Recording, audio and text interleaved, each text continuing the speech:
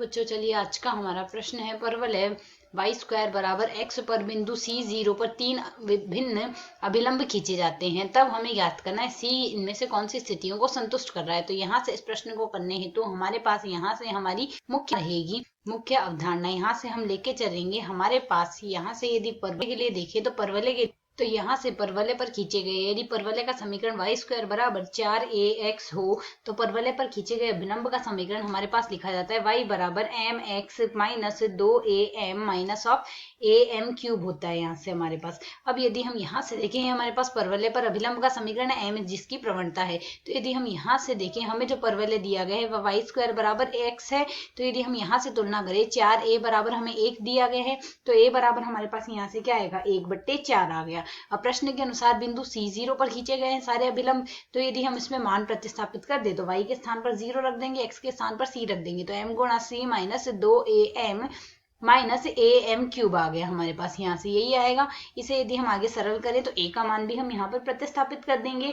तो यदि इस पूरे पद में यहाँ से हम पहले सरल कर ले तो 0 बराबर आएगा m गुणा c माइनस 2m गुणा में a है तो a का मान 1/4 है, माइनस a के स्थान पर 1/4 लिखेंगे, m क्यूब 4 आ गया। तो यदि हम यहाँ से इसे सरल करते हैं तो पद को तो हम यदि इसे आगे सरल कर ले तो यहाँ से हमारे पास इसका मान क्या बन जाएगा, इसे सरल करके यहाँ से हम लिख सकते हैं 4 गुणा m गुणा c, 4mc आ जाएगा, माइनस में हमारे पास यहाँ से क्या बन रहा है 2 से हम यह मान आ जाएगा माइनस का 2m, तो माइनस का 2m और माइनस का m क्यूब आ गया। बराबर में हमारे पास वज्र गुणा करके इसे 0 के बराबर ले आएंगे।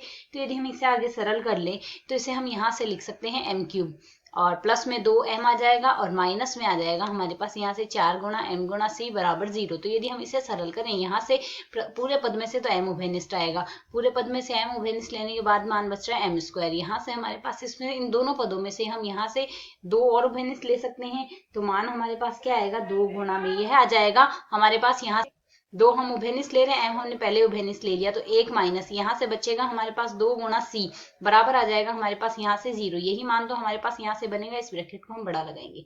तो यदि हम यहाँ से सरल करते हैं या तो m बराबर 0 आएगा या हमारे पास m square minus m square plus 2 गुणा 1 माइनस 2c बराबर 0 आएगा।